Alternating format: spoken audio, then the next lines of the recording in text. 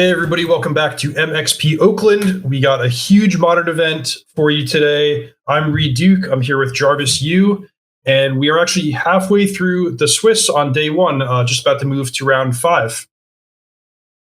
I think we can get right into the action if we have players ready.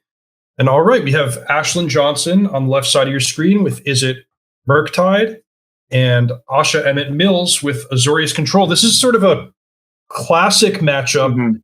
Jarvis, you have any concept of which side of the battlefield you would prefer to be on?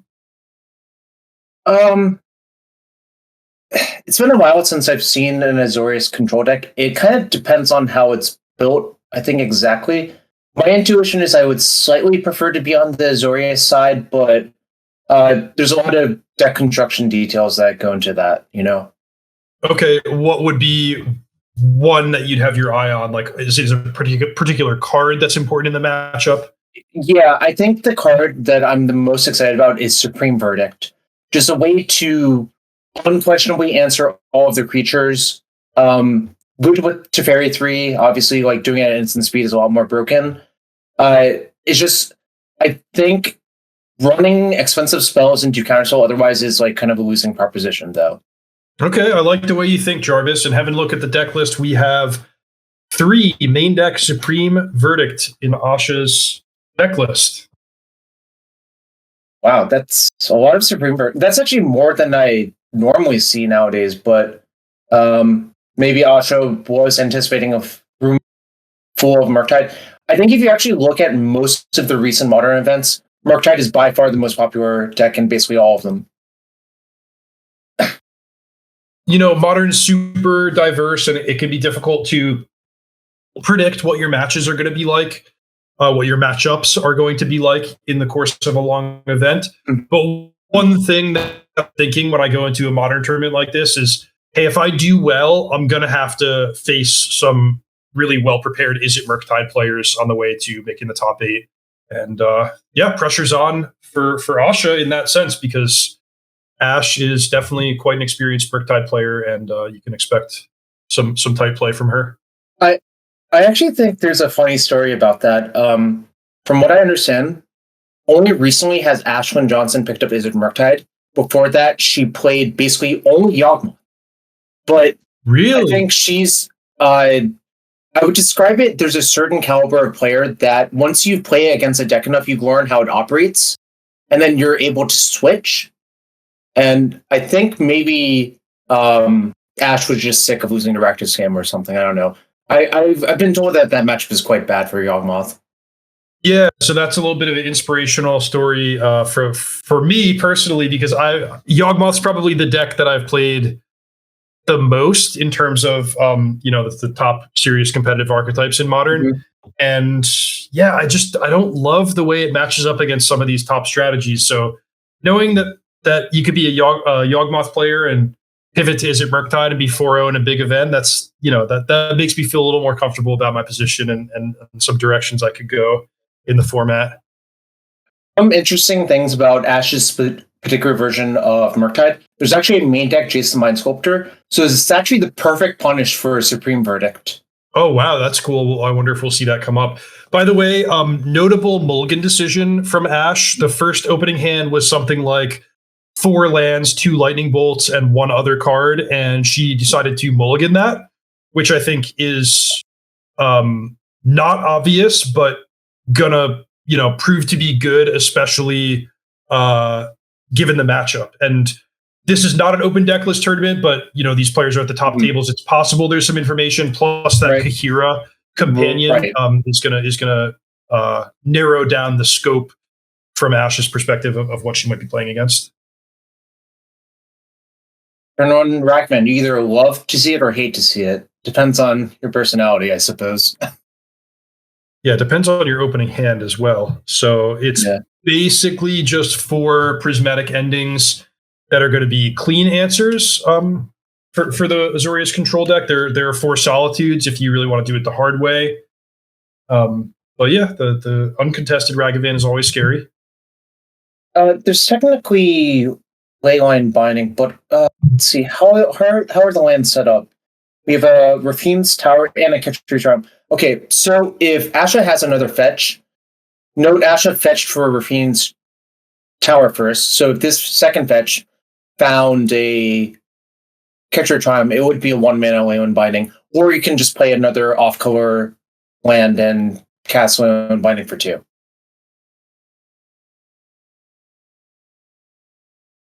Okay, that's exactly what happens. So dodging the nightmare scenario of getting hit by Ragavan and then a missed land drop from Ash. That's a big deal in this sort of matchup where being able to double spell on key turns and the speed at which you can deploy your threats really matters. So I think this is on track for things to go exactly as the Azorius player wants in game number 1.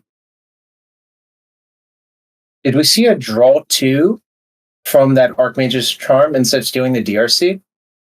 Yep, that's definitely notable. Given several modes of charm that all look pretty powerful here. And maybe that's part of the thinking is, hey, Ash probably has a lightning bolt in hand that's not really doing much. So if I am to steal the creature, it's just going to basically eat a lightning bolt. That would have been unexciting otherwise. I don't know exactly what the thinking was there. Maybe it's just I need to dig to more lands, more action. But yeah, like you said, not obvious what you want to do with the charm there. Asha has a really good fall play in Memory Deluge since he's not under too much pressure. So a good time to cast your Factor Fiction, or I guess 2023 Factor Fiction. Yeah. Also, if things go well for the Azorius deck, you do want the game to go long enough for you to have 7 lands and threaten a flashback. That's big in a matchup like this where there are counter spells involved. You're getting some guaranteed value from your card draw is just what you want. From Ash's body language, she's definitely not thrilled about this game. Would you be? No, I'd be okay. I don't know the best way to say this. It's not that I concede fast, but when I'm playing against Azorius control, I'm more likely to concede earlier, if that makes sense. Yeah, it does make sense. It's clearer, I think, from the Azorius perspective that you want the games to go fast so that you can have enough time to finish. But even Izzet Murktide after sideboarding, you can take this sort of long-term approach to the games where you're battling out and trying to get value and play a KG game. And I think, generally speaking, it is just in both players' best interest to not have to worry so much about the clock. This is not to say that Ash should or is under any obligation to concede. Right. Because this is, you always want to play your hardest in a tournament match, but it is something to think about. Definitely agree. So I think Asha actually has a Solitude in hand if they want to just, tap out 5 lands, cast Solitude. But that's kind of not very tempting versus the second blue mana.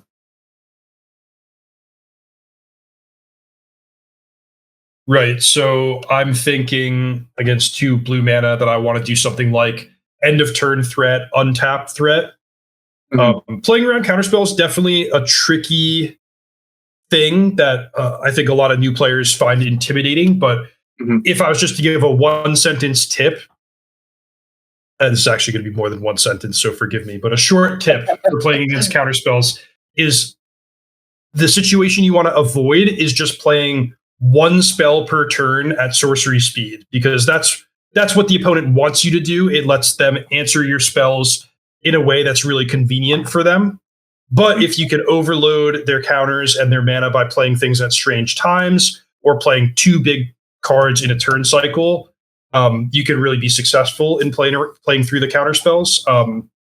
So what I'm looking for here from Asha is let's capitalize on the shields down moment with something like a Teferi or Jace or even another Solitude. But no. Oh, yeah, I'm not. I think I might have waited for a turn where I actually had something to follow up with, like you said, because it's not a big punish otherwise what we've done here. Yeah, so just to be clear, it's not a disaster. It's just a Right. 1-for-1 trade, but it's sort of an opportunity where you could make things difficult on your opponent. And maybe that opportunity was missed or, slightly, misfired in some sense. There's also the thought that if your opponent has 7 cards in hand and they get to 8 and they don't have another land, it might be better to just cast nothing and hope it works out for you. In other words, utilizing the old discard to hand size rule. Yeah. Doesn't come up a lot, but it is extra brutal when it does. I think we might see a hard cast subtlety to just block. Or nope, that's a fetch that's a catch for a Triumph. So Leyline Binding costs 1. So I guess it's just Leyline Binding on the DRC now. Yeah, she did catch that Asha pulled double Leyline Binding off of that earlier Memory Deluge. Okay. So when you think about it in those terms, the Solitude is really just one more removal spell that's not that important. So, we were talking about the mana efficiency from Ashland's side, but actually maybe Asha was like, this is a clunky 5 mana spell that I just want to get out of my hand while I have 5 mana free. And that could make sense as well. Ooh, and this is rough. Teferi Time Raveler. This card basically, I wouldn't say it completely defeats Izzet Murktide, but it makes the game very unpleasant to play for them is the best way of putting it. So that was just a -3 on nothing to draw a card. Sometimes you'll see the control player reset a Leyline Binding, or even better, something like a Solitude. But here it's just, I'm going to get some value out of my Planeswalker, and that is just enough for me. Agreed. My favorite is picking up Leyline Binding on a Ragavan when there's another Ragavan in play. Oh, man, love it.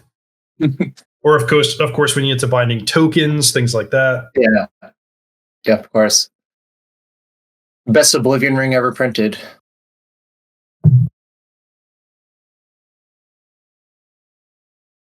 Is that true?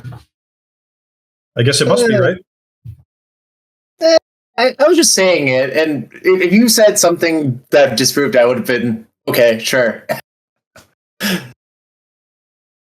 I think it's certainly I'm going to let it slide, that statement. I think Leyline Binding could be the best Oblivion Ring ever printed. You can cast it for 1 mana. It has flash. It gets anything.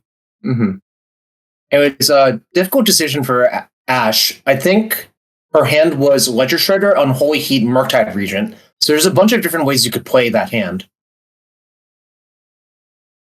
So talk me through some of the considerations. What's Ash thinking about on this turn? So I think Ash's conclusion was, I don't want this game to go long. I'm just going to see if my opponent's dead to a Murktide.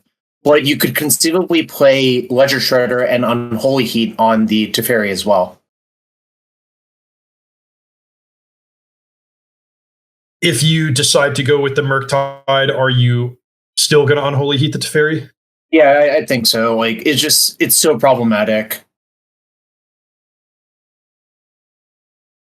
Now, something I'd be thinking about is Asha had 3 mana and did not pull for that Kahira companion. So I'm thinking, what is that 3 mana's job? Is there a counter spell? Is there a removal spell? But and it was an Archmage's Charm after that. But yet again, choosing the draw 2 mode. It's really interesting. Asha is really prioritizing just getting ahead on cards and playing a very attrition-y game instead of trying to counterspell all of the things. I guess he feels safe enough in his position that that's a good idea. And indeed, we see the Leyline Binding that was there for a while, I guess, right? Yeah, that's my understanding. And then Chalice 1, further locking up the game, putting the squeeze on the Murktide player. Harder to die to Lightning Bolt with a Chalice for 1 out, right? Yeah, especially with the how that 5 life snuck up on me. It felt from the way the cards were played that Asha was never like really in danger, but somehow just the accumulation of damage down to 5 life, that's pretty meaningful. That's what I was thinking about. I was thinking about how valuable the lifelink from the Solitude would have been. I kind of wonder if Solitude was the real prize and we should have baited with Leyline Binding or something.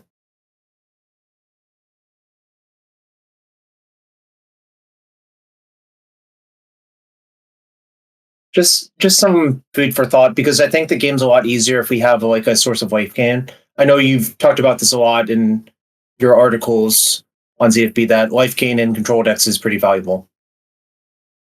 Yeah, there's this phenomenon where, life gain, especially incidental life gain, like the lifelink on Solitude, becomes so valuable when the games go long, especially in Modern, when you think about the accumulation of like, I'm fetching, I'm shocking, I'm taking chip damage from these little creatures before I answer them at the end of the turn. The lifelink is a big part of how this Azorius deck can put the game out of reach.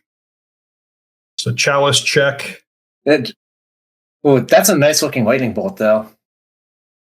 Fortunately, it's countered by Chalice of the Void. So the Solitude really doing good work here. I think it's going to be pretty hard for Asha to lose.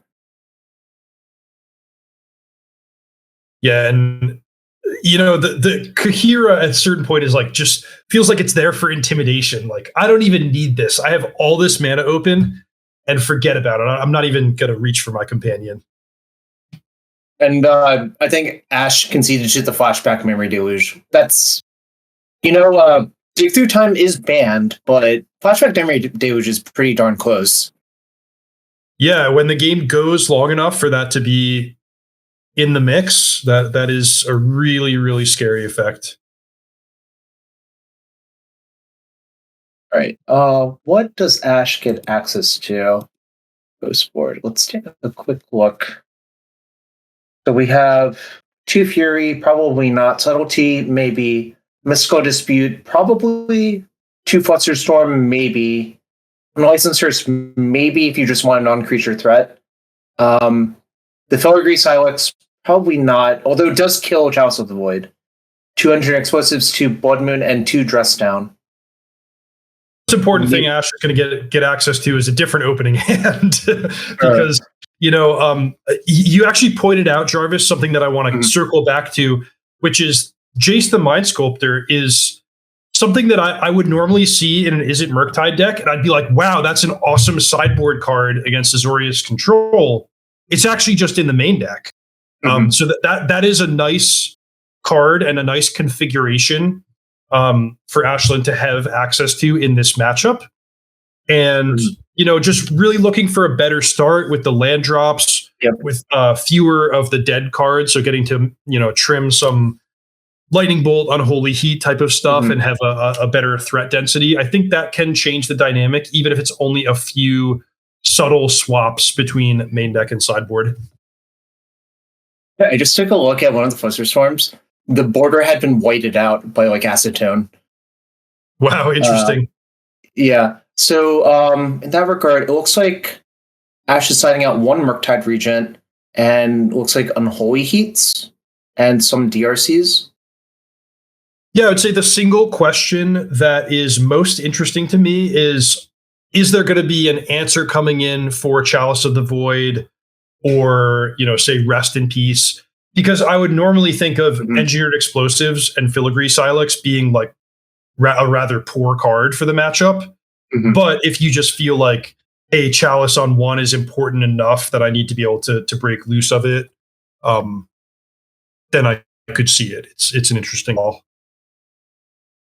I think probably with regards to Chalice for 1, I don't want a card like Filigree Silex.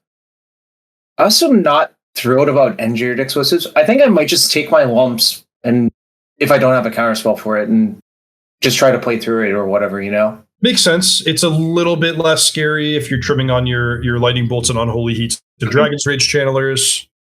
I am actually rather surprised to see Dragon's Rage Channeler come out. Do you think that is a hedge against Rest in Peace, or just hey, the Azorius deck has too many removal spells? What are you thinking there? I'm actually also pretty surprised. My intuition would be I don't want to cut that particular card. There's probably some logic that I'm not quite getting. Like, actually, when I played the Izzet Murktide deck, I didn't have fantastic results with it, so that's why I kind of moved off the deck. So maybe I just don't understand the deck well enough. Let me ask you. Let me ask you. The first card that you mentioned when we set up the match was Supreme Verdict. Mm-hmm. How is that card going to be played, and how is that card going to be played against? Like, do you think that's on Ash's radar, where it's going to be, I'm playing out only 1 or 2 threats at a time? Or are you scared enough of Solitude and Leyline Binding and Prismatic Ending that you're going to try to go a little wider and see what happens? Yeah, that's the squeeze, isn't it? Verdict plus like Flash O-Ring makes it really hard to play against. I think personally that most people don't play that many Supreme Verdicts, so I would probably just not think about it until I got Verdicted. But I mean, well, let's be clear. I think Ash will think about it, but Ash will also gauge, okay, can I actually afford to play around it? I think one of your most valuable weapons versus Verdict is probably Dash Dragavan. Okay, good point. Good point. Chat is adding that Archmage's Charm is really scary against Dragon's Rage Channeler, which I can believe. Ooh, we see the Jace in the opening hand. Oh man, I'm here for it to see Jace the Mind Sculptor on the battlefield. I would have guessed it was more likely to hit the battlefield on the Azorius control side, but hey, I'll take it. Left or right side of the battlefield doesn't matter to me. I like to see that card in action. So Ash kept, and it looked like Asha is mulliganing. Wow, you gotta really be careful with those names. It's pretty easy to just say Asha instead of Ash, I suppose. Yeah, I thought of that. I hope we haven't been confusing the viewers too much. Yeah. Notable, Asha doesn't have Jace the Mind Sculptor. Instead, there's 2 Teferi Hero Dominator. I think in some ways, Teferi 5 is like very similar to Jace. And in some situations, is just better, I agree. In the formats where Jace the Mind Sculptor is the most powerful, it's the ones where you can cast it and have a decent chance of untapping the following turn. Mm-hmm. And Modern's just pretty hostile between like Lightning Bolt, haste creatures, a lot of ways to punish Jace. But hey, those don't exist in Azorius control. So if that hits the battlefield, it's going to be really, really, really good. I would say the one thing Ash is missing is a 1-drop to force the Asha out of position. But apparently, the top card was good enough to not shuffle. Very smart play. Bobble yourself first, then decide what land to play. Getting that effective scry out of the Mishra's Bauble. Mm-hmm.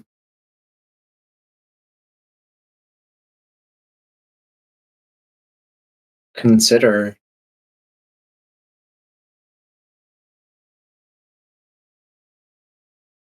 Good enough.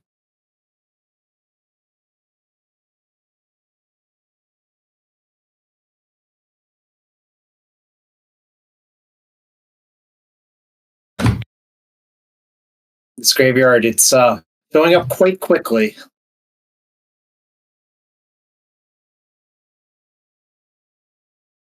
Yeah, how meaningful is that? Is it mostly Murktide region that we're thinking about with the graveyard? I guess since 2 DRCs were boarded out and 3 Unholy Heats were boarded out, the graveyard only matters for basically the 2 Murktides left.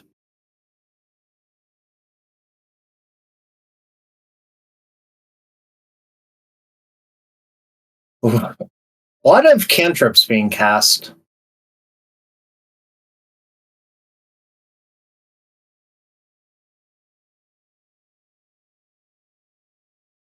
Funny, when I saw this sequence, my initial thought was, oh, you should fetch first so that you don't mess up your scry.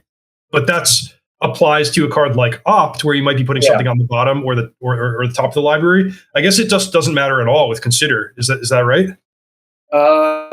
Yeah, either it ends up in your graveyard or in your hand, right? Right. Kind of funny to think about. Like, there's a lot of cantrips. I mean, no one plays Serum Visions anymore, but that was the one that was very easy to mess up with fetch lands. Yeah. And in general, like it's very small, you know, putting a card on the bottom of the library and reshuffling isn't a big deal, and sometimes can even work out well if you talk about scrying an expensive card to the bottom and then reshuffling it later. But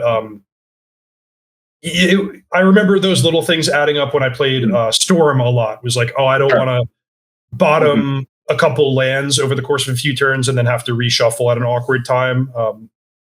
So, you know, my philosophy in Magic is like treat everything as though it matters, and the small advantages can accumulate over the course of the game. There we go. Dash Ragavan. Question in chat, how many rounds today? We are in round 5 of 8 today. And the players are trying to achieve a record of 6 wins or better to make day 2. So Asha reveals Solitude, which Ash will certainly not be able to cast this turn. Neither Ash nor Asha will be playing Solitude this turn.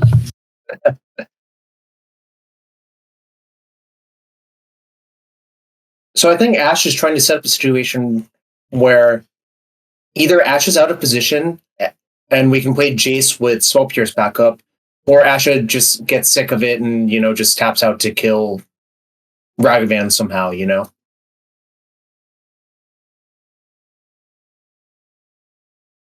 You said Dash Ragavan was really important against Supreme Verdict.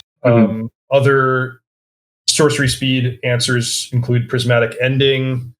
So yeah, I like this approach against control in general of, well, first of all, let's make their answers line up inconveniently against my threats. And then also let's do this sort of annoying, disruptive, sort of like guerrilla warfare type thing to force them to tap out. And then boom, that's when I drop my haymaker, which in this case could be Jace the Mind Sculptor. It looks like this is sort of happening, although Ash is obviously initiating it with Chalice of the Void, because if you don't cast Spell Pierce on Chalice of the Void, like, I'm not sure what the Spell Pierce is actually for. Yeah, so are we going to see a little battle here, like maybe a mystical dispute? Maybe. Could be a Flusterstorm as well.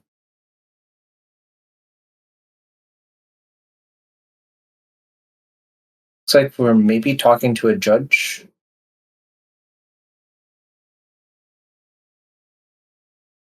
I'm not sure what's going on. So the question they're discussing with the judge is, can Ragavan be dashed through a Chalice of the Void on 1? And Jarvis, you probably know better than me, but I think the answer is it would be countered. It would be countered. The converted mana cost is just the number, like the whatever actual number is in the upper right-hand corner. Okay, so by the way, I think that is a mystical dispute, which won the battle over the Chalice, but it sure lost the battle against this Jace, I'll tell you what. Definitely prefers to get that Spell Pierce mystical dispute than Jace the Mind Sculptor. I'll tell you that much. But yeah, we did talk about this, Jarvis, of, you know, how impactful is a unanswered Chalice on 1 going to be in the course of a long game. We don't think that the Murktide player really has any way to remove the Chalice from the battlefield. It's not a case where like I'm dead in the water as though it was a combo deck and you're totally shutting off all of their meaningful cards. It's just, hey, the game's going to go long. It's going to be really close and scrappy, and what, you know, 1/3 of your cards are now shut off in the long run. So it's meaningful, but I think Ashlyn with the Resolve Jace the Mind Sculptor is going to have enough ways in this particular game to navigate around it. Yeah, also, I believe there is a single Brazen Borrower, so like maybe you can set up a turn where you bounce it and cast like all of your 1-mana spells, you know? Okay, good call. 1 Brazen Borrower, 1 Otawara, and then some sideboard options that we think did not come in, but you never know. Yep, never know. Definitely could. There is the Otawara in hand.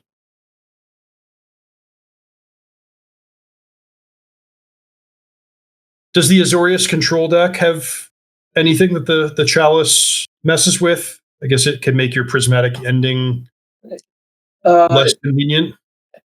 Less convenient is the best way of putting it. I believe. No, there's no literal 1-mana spell in the deck.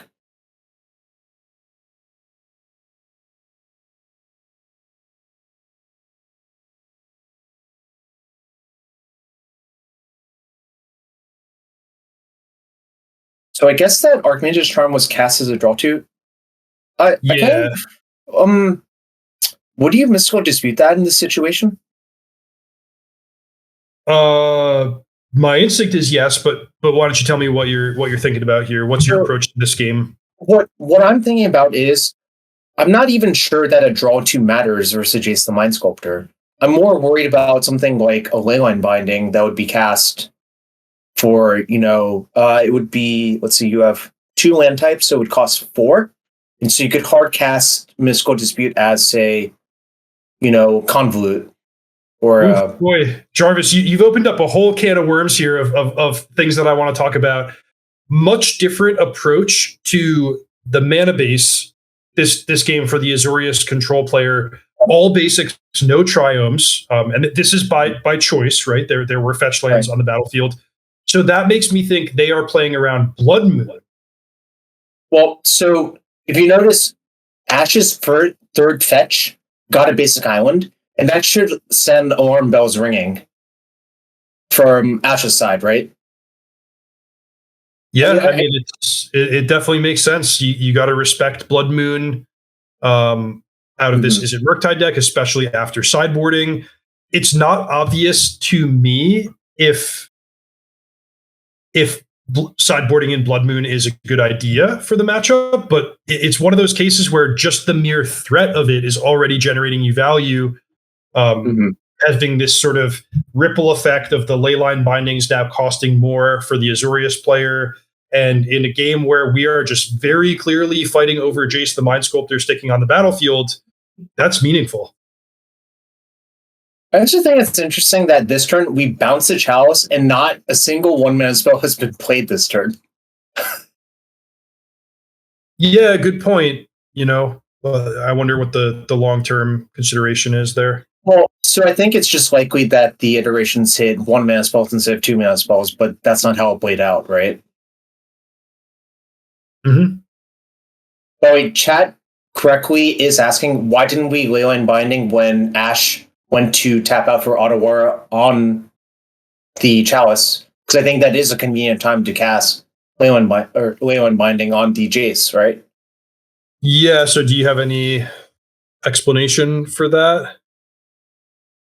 I would have to see Ash's hand again, but fortunately, Ash is keeping it close to the chest. Certainly, face down on the table. Certainly, our Azorius control player has established the pattern that they like to have their mana untapped and then play spells at the end of the turn. Great in general. I think this might be a scenario where you're in bad enough shape that you have to take your spot. And, even though it's nice to think like, I'm going to keep up permission and then end of turn deal with the Jace, so you have to first think about, now I'm giving the opponent a chance to counter the Leyline Binding. And also just I'm giving the opponent another turn with Jace on the battlefield. That's a really powerful Planeswalker. So I suspected that this is what was going to happen. It was Cycle Shark Typhoon for 3, but Ash has the perfect answer in Petty Theft. Okay. So I like, that there was glimmers of a plan coming together there where I'm going to do the Shark Typhoon with the Chalice 1 that's stopping Lightning Bolt and Unholy Heat from answering it. But I think just the careful navigation and the massive influx of cards on the Izzet Murktide side made it so that was not going to work out. By the way, I think if you thought a little bit harder about it, when Ash chose not to cast Ledger Shredder with the 2 remaining mana, something should have been up, right? Like, there's a clear indication that there's probably a plan for something. Good point. Okay, so now Azorius player has stabilized the board, removing the Jace and re-establishing the Chalice on 1. The question is it going to be good enough after the Murktide player has gotten just so massively far ahead on resources? My instinct is probably not, but maybe Ash is more optimistic. There's the Blood Moon that we had wondered about. It's not as effective as it could be here because there's island plains on the other side. Right, and to Asha's credit, that was intentional, fetching the basic lands even at significant cost of not reducing the cost of Leyline Binding.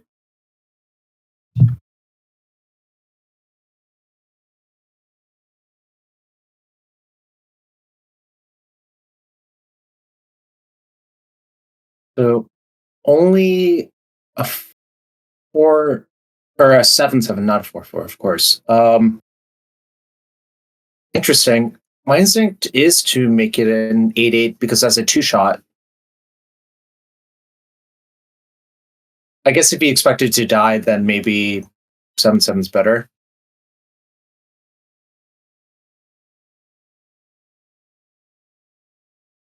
Yeah, it could also be a second Murktide in hand, which you Right. still get the counters if you exile sorceries and instants later. Yep. That is a common trick with Murktide Regent. It is funny that Leyline Binding actually costs less now because the mountain has been granted. Wow, good call. So yeah, that's a great point, Jarvis. I was thinking, okay, this is a really tough spot to have to use your only blue mana on your main phase to dig with Memory Deluge, but actually just, land and a Leyline Binding for 3 is a totally reasonable play to make after this. Actual Oblivion Ring.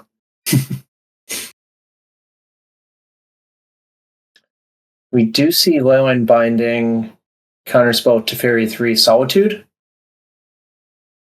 Solitude, also a totally reasonable solution to the Murktide. But there was no land drop, notably.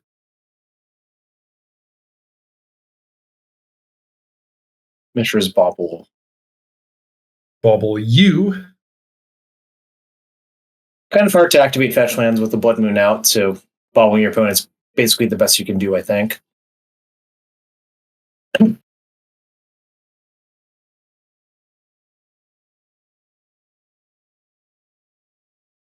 Yeah, I wonder if the 8/8 versus 7/7 thing is going to matter.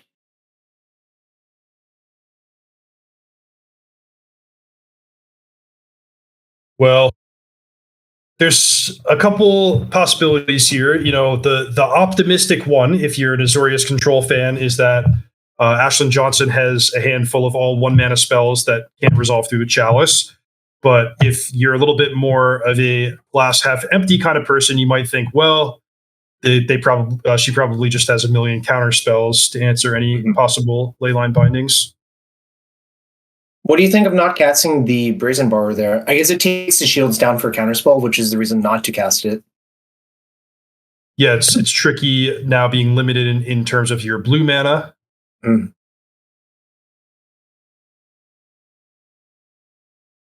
Lightning Bolt was left in. You can tell there's that one bolt.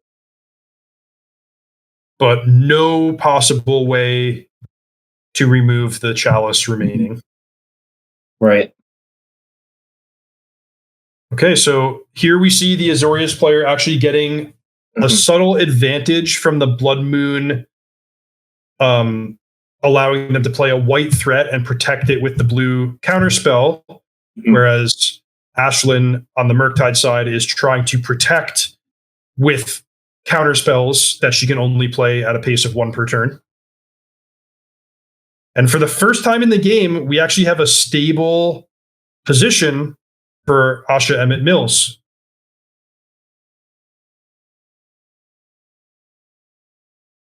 Ooh, Teferi's going to make the game rough.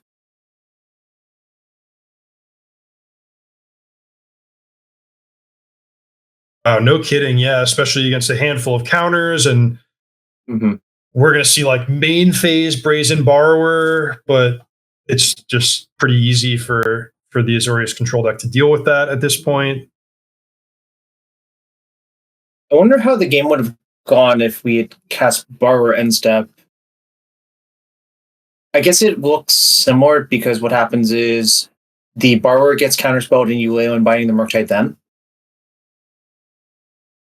Yes.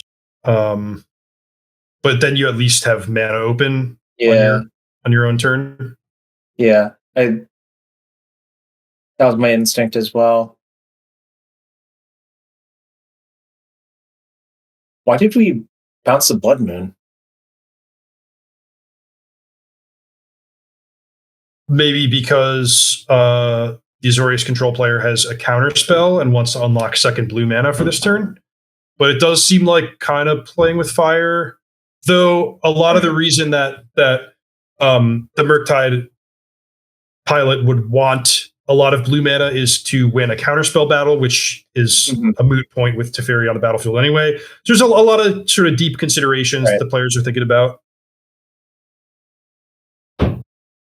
The problem I foresee now is Ash can definitely double spell now because her mana just works. So you're thinking something like a Brazen Borrower and a Murktide, or I guess just starting by replaying the Blood Moon is a good start.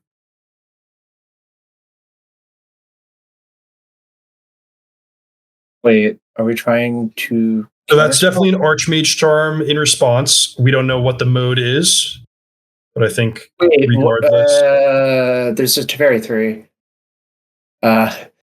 Yeah, that doesn't work for obvious reasons. Okay. Easy enough to rewind that. Yeah, I also don't, it's I think an easy mistake to make because if you look at the board, there's a lot of moving pieces here, and you think like it's easy to be in the mindset of, oh, I couldn't play Counterspell last turn because of the Blood Moon, and now I can cast it because the Blood Moon is gone. But actually there's two things that are stopping you from playing the Counterspell. So just sort of judge. Yeah. There was a judge on hand. They're resolving it. I think the judge was just there to see what was going on anyways. Yeah. For me, this is just sort of a classic like tournament error that will probably result in a warning and no big deal. Just what you expect in the course of tournament play. Definitely agree. Very easy to fix this one, I think, thankfully.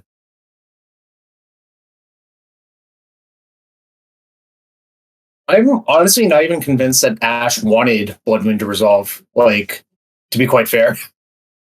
Yeah, okay, but so we confirmed that the charm was indeed countering the Blood Moon. Yeah. I thought there was some possibility that Mills might just be like, well, I'm going to draw 2 cards, before I lose access to my blue mana. I also thought there was a chance of that. But I guess we're going to Deluge.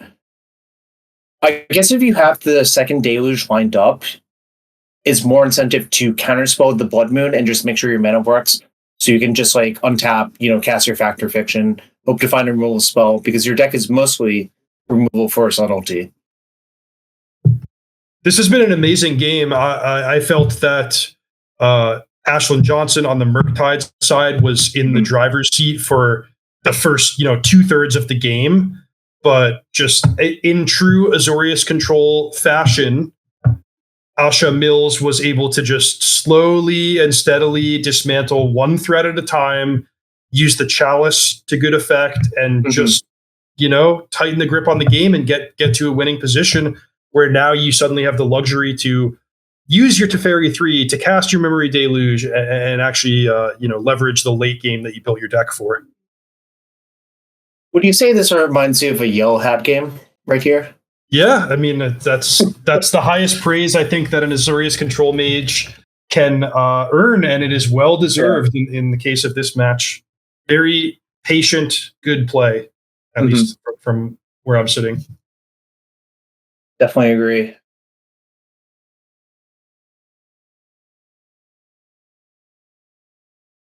Are we going to see a Supreme Bird at instant speed?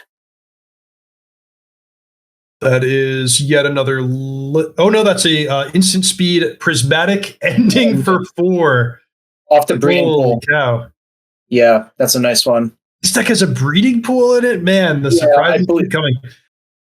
So I think the breeding pool was actually innovated by Wafo. It used to have Veil of Summer in the sideboard, but I don't think that's the case anymore. But I think it's mostly just there for ending for 4. By the way, Kahira is not on the battlefield, and that is just still in the companion zone. Has not been reached for in either game, for the record. Yeah, I would say that's only reached for to either pitch to Solitude or really running on super empty.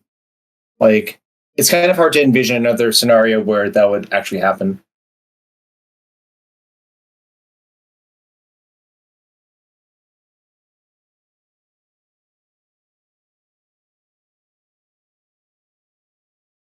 Oh, so just Solitude, clean it up. I suppose we could have waited until Ash's turn because of Teferi.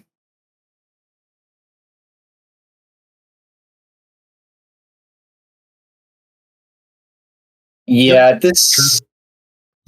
This is looking quite poor now. We've entered the Chalice check stage of the game. Yeah, I really thought Ash was going to get this one with the... How many Jace activations were there? Like 4? Yeah, the uncontested Jace just went for so long. Couple things happened. First of all, the power of Leyline Binding just being an unconditional instant speed answer to anything, including that Jace. And, very few ways for Ashlyn to remove Leyline Binding after the fact. We saw some interesting battles over both the Chalice and the Blood Moon. For example, the use of the Otawara seems like one possible, key point in the game where the players are going to think back and ask about. But yeah, that was just a great, scrappy game, and certainly major props for Asha Emmett Mills and Azorius Control just doing what Azorius Control is built to do.